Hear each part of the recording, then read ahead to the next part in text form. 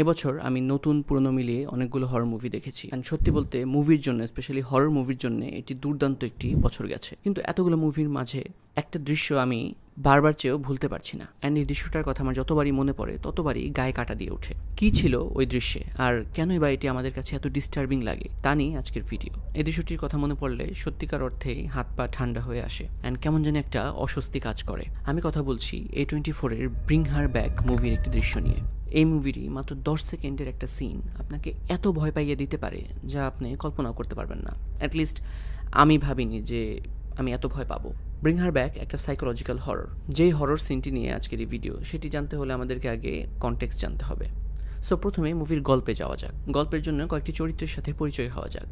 মুভিতে আছে লরা, যে একজন সন্তানহারা মা। বেশি দিন হয়নি তার মেয়ে মারা গেছে। এই শোকে সে এখনও কাতর। আর আছে দুই সৎ ভাই বোন, অ্যান্ডি এবং পাইপার, যারা তাদের বাবার মৃত্যুর পর লরার কাছে ফস্টার চাইল্ড হিসেবে আসে বা তাদেরকে পাঠানো হয়। আর আছে অলিভার, যে এই মুভির খুবই ক্রুশিয়াল একটি চরিত্র।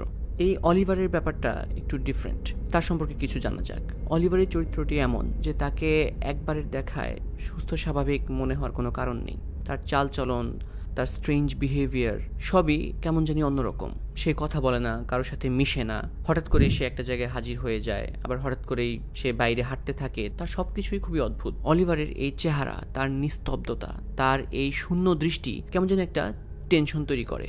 অ্যান্ড তাকে দেখানোর পর থেকে এই জিনিসটি কাজ করতে থাকে। অ্যান্ড ভিউয়ারদের মধ্যেও একটা চাপ কাজ করে যে এই টেনশনটা কখন ফেটে পড়বে বা কী এমন আছে তার মধ্যে, কেন সে এরকম বিহেভিয়ার করছে তা জানানোর একটা প্রশ্ন তৈরি হতে থাকে। সো যে দৃশ্যটি নিয়ে কথা বলছি, সেই দৃশ্যটি মূলত এই অলিভার এবং মুভির আরেক চরিত্র অ্যান্ডিকে নিয়ে। সো বাবার মৃত্যুর পর নিজের বোনকে নিয়ে এই লরারের এই ফস্টার হোমে আসার ব্যাপারে অ্যান্ডির খুব গুরুতর আপত্তি ছিল, কিন্তু সে শেষ পর্যন্ত এই ব্যাপারে কোনো কিছু করতে পারেনি। তাকে বাধ্য হয়ে এই বাসায় আসতে হয়েছে। যেভাবেই হোক না কেন তাকে মানিয়ে নিতে হচ্ছে। অ্যান্ডির সৎ বোন পাইপার, সে অন্ধ। সো পাইপার যেহেতু কিছু দেখে না, এখানে অলিভারের স্ট্রেঞ্জ বিহেভিয়ার বা সে অ্যাকচুয়ালি কেমন তা দেখার জন্য অ্যান্ডি আছে। অ্যান্ডি তার এই অদ্ভুত কাজকর্ম এগুলো সব নোটিস করা শুরু করে। অলিভারকে লরা যেভাবে ট্রিট করে তা অ্যান্ডির কাছে ভালো লাগে না। এরকম একদিন লরা যখন তাদেরকে বাসায় রেখে বাইরে যায় এবং অ্যান্ডি ভাবে যে এই সুযোগে সে অলিভারের সাথে একটু কথাবার্তা বলবে। পুরো দৃশ্যটি একটা কিচেনের মধ্যে ঘটে। অ্যান্ডি অলিভারকে দেখে যে সে চুপচাপ টেবিলে বসে আছে এবং সে কয়েকবার তার সাথে কথা বলার চেষ্টা করে, তবে অলিভার তার কোনো জবাব দেয় না। সে মনে করে যে অলিভারের হয়তো ক্ষুধা পেয়েছে, ফলে সে কিচেন থেকে একটা ধারালো বড় একটা ছুরি নেয় এবং তার আগায় একটা তরমুজের টুকরো আটকে অলিভারের দিকে এগিয়ে দেয়। অ্যান্ড এরপর যা ঘটে তা আমি কল্পনা করতে পারিনি, আপনিও কল্পনা করতে পারবেন না। আমি জাস্ট এখনও মনে করে আমার গায়ে কাটা দিচ্ছে। আপনি একটু একটা পজ নিন আর একটু চিন্তা করুন যে এই দৃশ্যের পর কী এমন ঘটতে পারে। হ্যাঁ, এরকম হরর মুভি আমরা অনেক দেখেছি যে ফল কাটতে গিয়ে অন্যমনস্ক হয়ে বা কোনো একটা আত্মার জন্য বা কোনো একটা কারণে হয়তো কেউ হাত কেটে ফেলেছে, আঙুল কেটে ফেলেছে, অথবা ছুরি হাত দিয়ে ধরে ফেলেছে। এরকম দৃশ্য আমরা অনেক দেখেছি। অ্যান্ড সত্যি বলতে আমিও এরকম একটা কিছুই আশা করেছিলাম যে যেহেতু অলিভার এরকম অদ্ভুত বিহেভ করে, সে হয়তো এরকম অঘটন ঘটিয়ে ফেলবে। কিন্তু আমার কোনো প্রেডিকশনই মিলেনি। দৃশ্যটিতে যা হয় তা আমি আসলে ইউটিউবে দেখাতে পারবো না, কিন্তু আমি ব্লার করে ডেসক্রাইব করার চেষ্টা করছি যেন আপনারা বুঝতে পারেন যে এটি কতটা ভয়ঙ্কর। তো দৃশ্যটিতে আমরা দেখি অলিভারের দিকে ফলটি এগিয়ে দেওয়ার পর ক্যামেরা ফোকাস করে অ্যান্ডির দিকে। সে নিজের মতো করে কথা বলছে বা কাজ করছে। ঠিক একই সময়ে সে একটি শব্দ শুনে অলিভারের দিকে তাকায়। তখন আমরা দেখি যে অলিভার ফলটি দেখলও না, বরং সে বিদ্যুৎ গতিতে চরম হিংস্রতার সাথে সেই ছুরির মধ্যে কামড় দেওয়া শুরু করলো। অ্যান্ড এই দৃশ্যটি কয়েক সেকেন্ড ধরে চলতে থাকে। আপনি আপনার চোখের সামনে দেখতে পান যে এই বাচ্চা ছেলেটা একটা ছুরির মধ্যে চাবিয়ে যাচ্ছে, তার মুখ রক্তাক্ত হয়ে যাচ্ছে, তার দাঁত মাড়ি সব কেটে যাচ্ছে, জিহ্বা কেটে যাচ্ছে।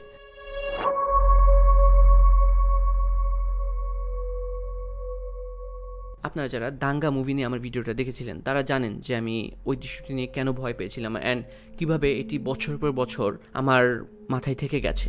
অ্যান্ড এই দৃশ্যটাও অনেকটা আমাকে ওইরকম একটা ফিল দিয়েছে। এখানে এটি কোনো সাধারণ কোনো জাম্প স্কেয়ার না যে হুট করে এখান থেকে কেউ একজন আসলো, ওটা দেখে আমি কেঁপে উঠলাম। না, আরও ভয়ঙ্কর ব্যাপার হলো যে কীভাবে এই সিনটি শ্যুট করা।